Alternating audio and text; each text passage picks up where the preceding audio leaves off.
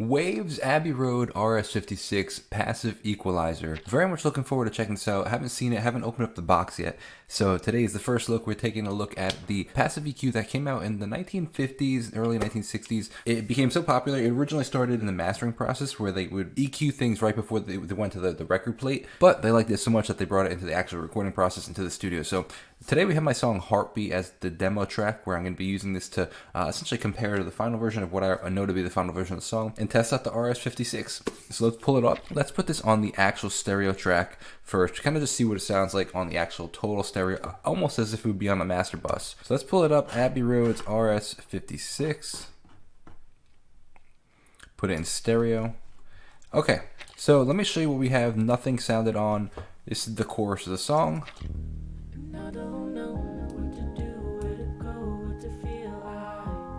Turn it on.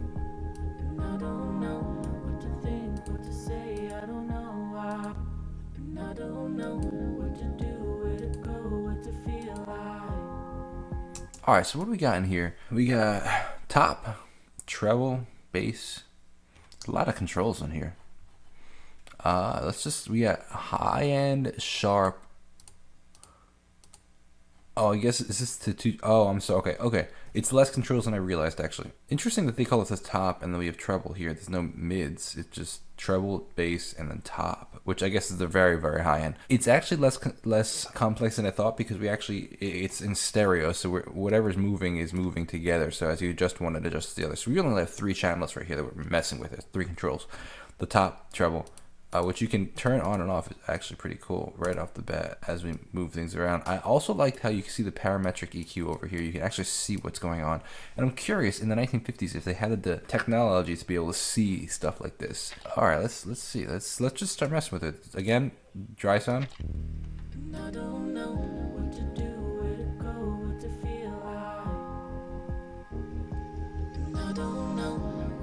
Waves has some really clean EQ sounds in general. Oh, cool. Okay. Okay, so if we look at this, so you see obviously we have the 12 decibel boost right here, but we have the different types of boosts. So essentially what it's doing is it's shaping, I guess you would call the Q with the EQ, which is the shape of the EQ. You have a sharp one, we have a medium sharp, we have a medium blunt, and it's just the shape of the EQ that's like how narrow the EQ actually is. So you can see, let's go back to like a medium sharp. As we move this, you can see it moving in the, I guess they have these preset parameters. Very cool.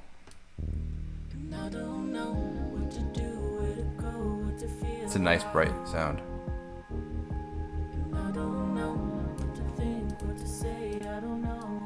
I like that. Okay, let's mess with that treble now.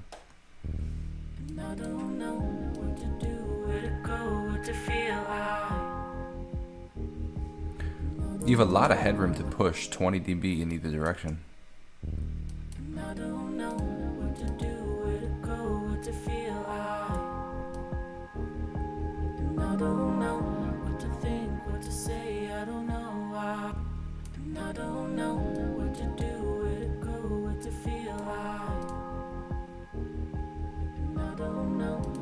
Wow, you can even affect the phasing, which is really cool.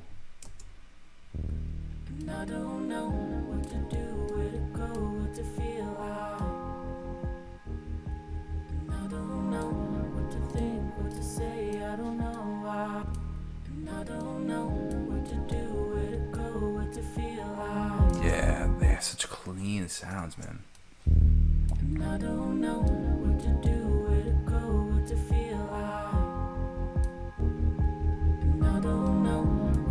Everything's so much louder now.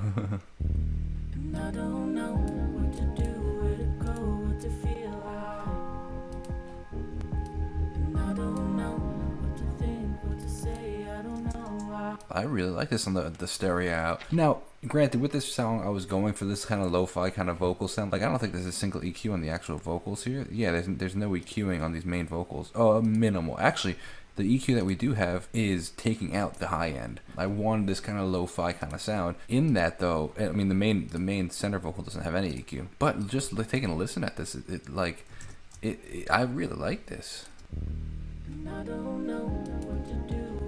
It's so clean on the vocals.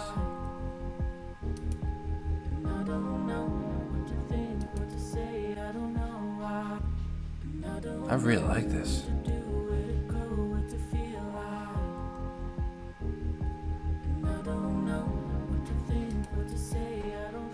So much cleaner.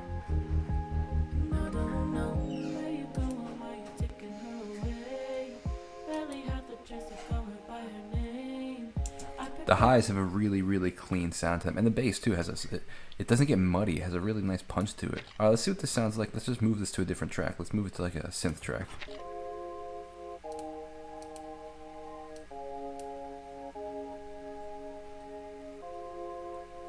On same settings that we had before.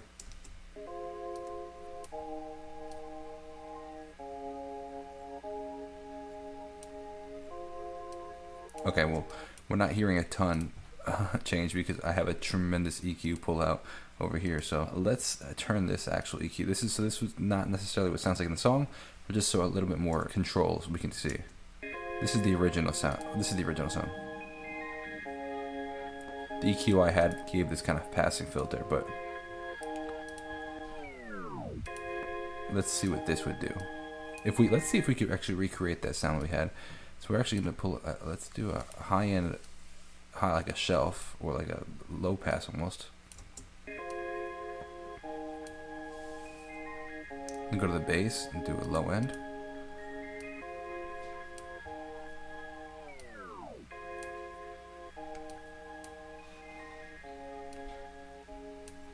See if that is the same kind of sound. Almost.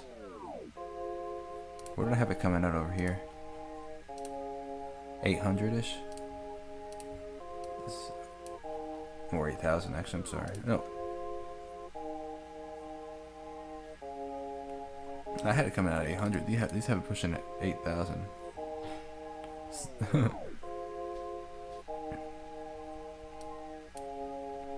This is a cool sound though.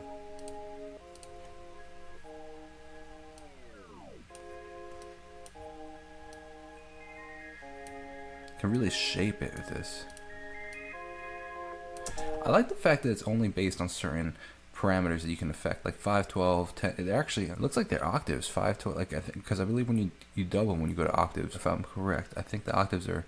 So we have 5, 12. You can see that they're just doubles of each other. 5, 12, 10, 24, 20, 48, 40, 96. Actually, these are not octaves. These are, you know, I mean the 11, 16. They're like quarters here, like.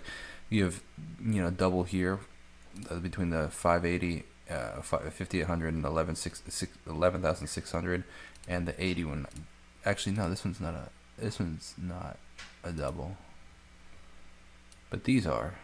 It's interesting. Let's actually just go to clean cutting. So look, there you go, perfect. Let's see what they sound.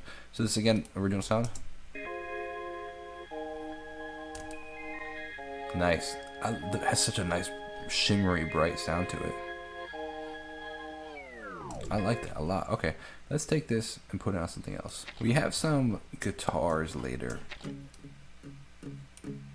I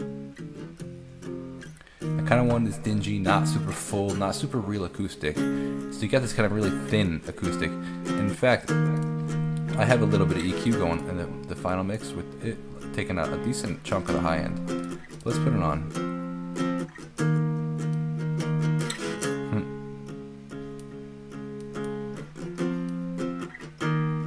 Nice, that's cool.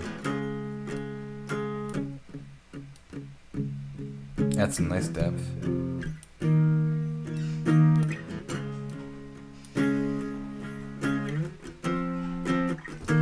Let's see actually if we have an acoustic guitar. Oh, we have 3. Acoustic guitar needs some help. Let's try that. I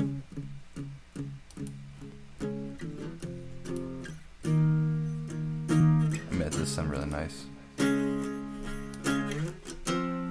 Very bright acoustic. Alright, let's throw this on a bass. We'll throw it at the end of the chain.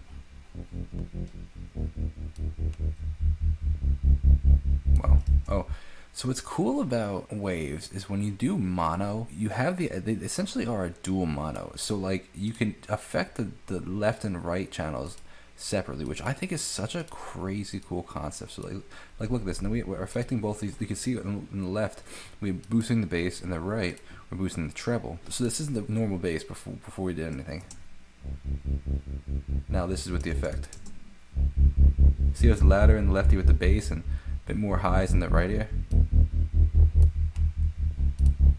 It's so crazy. Okay, let's bring it back all to the center, and we're going to couple them so that they both move together. Oh wow, this is cool. Huh. It's pretty crazy. So they're coupled so they can move together.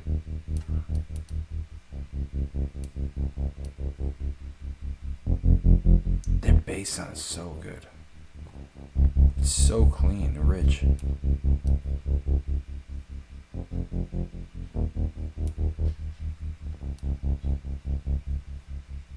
Alright, last thing I'm gonna do is we're gonna go on a vocal. The vocal, this vocal had no EQ on it, so let's throw this RS56 on it. I don't know where you going, why you taking her away. Let's see, let's try a preset. Lead, is there a female vocal? Let's just do lead vocal, I guess. Where you going, why you taking her away? Oh, that's nice, that's clean. I prepare for this, but not this way. Why? Pull this back just a little. Where you going, why you taking her away? Maybe a little less high. Really shines out. I like this. This is a really clean EQ. I like the simplicity of it where you don't have a ton of options, which I think that there is creativity inside of restrictions. And I like the fact that there are only a couple of options and you still get to see the parametric EQ. Really cool plugin. It sounds really, really good and something I can see myself using on a lot of different tracks. So let me know what you thought about it. If you have any questions, leave a comment below. If you have this plugin and you have any tips or anything like that, leave a comment below. If you're interested in getting it, there's a link down below. You can click it, get this RS56 from Waves. So I hope you enjoyed this. Thank you so much for watching. Let me know in the comments what you thought. God bless and peace out.